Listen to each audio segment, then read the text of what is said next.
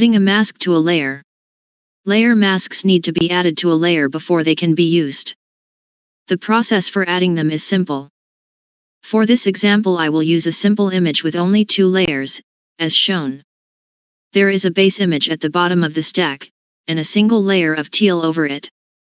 The teal layer is the active layer, look for the white border, and the one which we will add a layer mask to.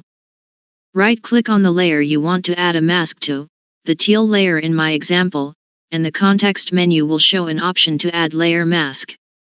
You can also add a layer mask through the menus.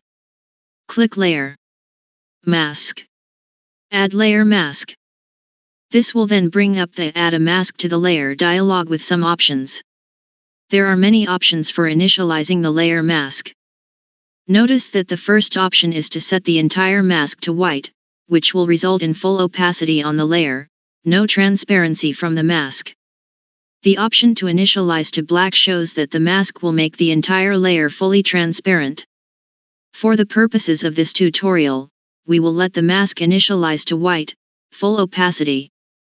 You should notice a change in your layers dialog now that shows the layer mask thumbnail to the right of the layer it applies to, in this case the teal layer.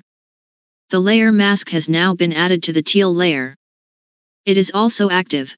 There is a white border around the thumbnail in the dialog, but is not visible due to the mask being white as well, and ready for modification.